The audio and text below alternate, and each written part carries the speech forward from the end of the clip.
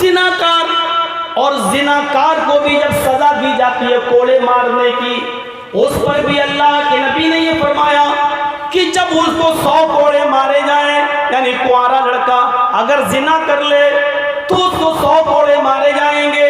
100 کوڑے مارنے کی بارے میں بھی بتا دیا کہ آپ اس کوڑے کو ماریں لیکن اس طرح نہ ماریں اور ہاتھ کو اتنا اوپر نہ اٹھائیں کہ آپ کی بغل کی سفیدی دکھائی دے، یعنی آپ کی بغل کھل جائے، کیونکہ آپ جب جتنا اونچا ہاتھ اٹھائیں گے اتنی ہی تیز مار پڑے گی۔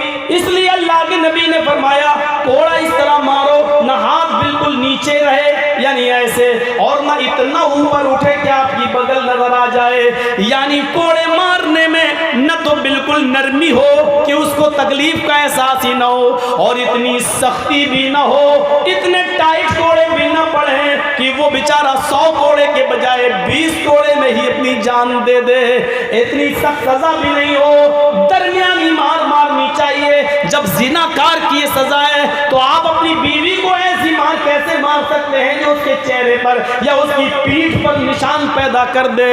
آپ اس کو بطور تنبیہ کے ہلکی پھلکی مار مار سکتے ہو، اور یہ مار بھی آپ اس کے گال پر نہیں ماریں گے، وہ بھی کب؟ جب اس کے اپنے بستر پر کسی غیر مرد کو دیکھ لو، تب کھانے میں نمک زیادہ ہو گیا اسی پہ ٹھکائی کر دو، یہ جائز نہیں ہے۔ مرچ زیادہ ہو گئی، تیل زیادہ ہو گیا، اسی پہ مارنے پیٹنے لگو۔ بچے نے زمین پر لیٹرین کر دی، تمہیں دکھائی نہیں دیا، یہی گھر میں لیٹرین کرا لی، باتھ روم میں نہیں لے گئی، اور اسی پہ مارنے لگو۔ یہ چھوٹی چھوٹی باتوں پر مارنے کی اجازت شریعت نہیں دیتی ہے۔ اسی کو عورت کا ٹیڑھا پن بتایا ہے، جو سیدھا نہیں ہو سکتا ہے۔ اسی خطبہ حجۃ الوداع میں نبی اکرم نے فرمایا کہ لوگوں، اللہ ان عورتوں کو جو اللہ کی بندیاں ہیں تم نے تمہارے زیر نگرانی ہے، ان کو اتنا مت مارنا کہ ان کی پیٹھ پر داغ پڑ جائیں، نشان پڑ جائیں۔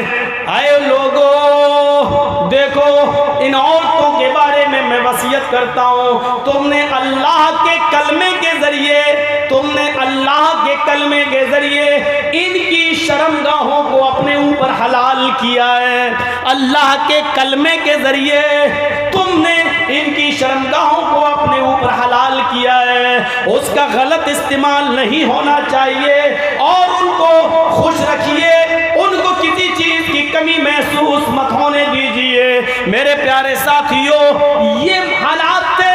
اس کے بعد جب آپ یہ ساری نصیحتیں کر چکے تو پھر آپ نے اس گواہ نے، گواہی دینے والے نبی نے پھر کیا کہا؟ اے لوگوں، اللہ نے مجھے جو دین دے کر بھیجا تھا، جو اسلام دے کر مجھے بھیجا تھا، آپ کے پاس جو پیغام دے کر مجھے بھیجا تھا، اس پیغام کو میں نے تم تک پورا پہنچا دیا یا نہیں؟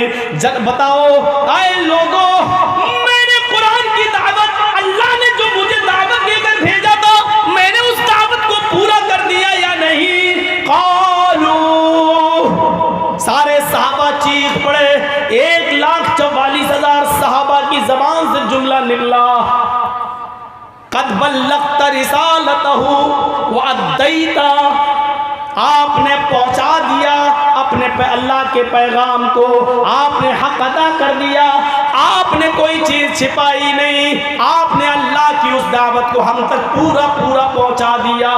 ادیت ونصحت وبلغت، آپ نے حق ادا کر دیا، آپ نے اپنی نصیحت پوری کر دی، آپ نے اللہ کے پیغام کو پورا پہنچا دیا۔